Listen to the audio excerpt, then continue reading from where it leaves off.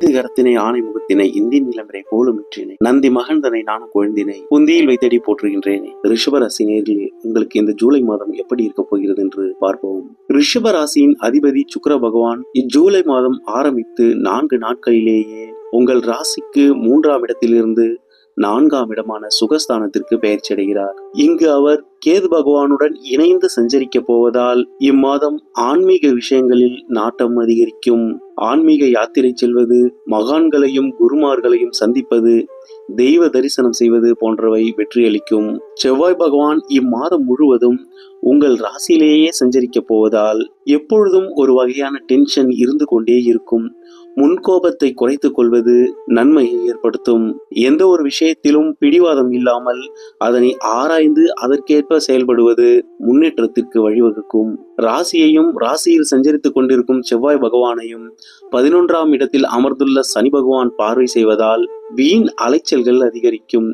Tension, தூக்கமின்மை ஏற்படும். உடல் நலத்தில் அக்கறை எடுத்துக் கொள்வது நல்லது. ஜூலை மாதம் 16ஆம் தேதி வரை சூரிய பகவான் உங்கள் ராசிக்கு 2ஆம் இடமான குடும்பஸ்தானத்தில் சஞ்சரிக்கிறார். இதனால் குடும்பத்தில் சில குழப்பங்களும் பிரச்சனைகளும் இருந்து கொண்டே இருக்கும். 17ஆம் தேதி அவர் உங்கள் ராசிக்கு தைரிய வீரிய ஸ்தானம் என்னும் 3ஆம் இடத்திற்கு பெயர்ச்சியாவது பெரிய அளவில் உங்களுக்கு நன்மையை ஏற்படுத்தும். சூரிய பகவான் எதையும் சாதிக்கும் மன தைரியத்தையும் தன்னம்பிக்கையையும் உங்களுக்கு கொடுப்பார். வேலை, தொழில், வியாபாரம் என அனைத்திலும் முன்னேற்றத்தையும் வளர்ச்சியையும் ஏற்படுத்துவார். இதுநாள் வரை நீங்கள் செய்த முயற்சியால் பிறர் பலனடைந்திருப்பார்கள். இனி அந்த நிலை மாறி உங்களுக்கு நல்ல பலன்கள் ஏற்படும்.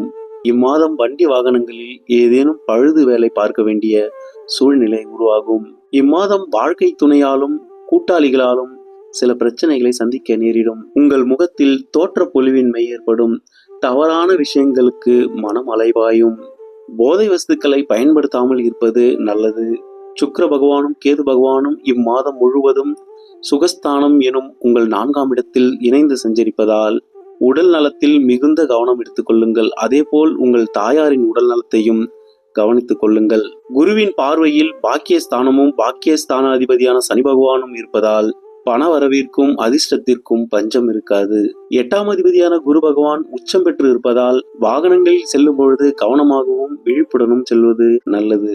இந்த ஜூலை மாதம் நிதானமாகவும் பொறுமையுடனும் செயல்பட்டால் சகல விதத்திலும் நன்மைகளையும் வளர்ச்சிகளையும் பெற முடியும். செவ்வாய்க்கிழமைகளில் நவ கிரகங்களில் உள்ள செவ்வாய் பகவானுக்கு சிவப்பு துவரை தானியத்தை வைத்து விளக்கேற்றி வழிபட்டு வருவது அவரால் ஏற்படும் கெடுபலன்களை குறைக்கும்.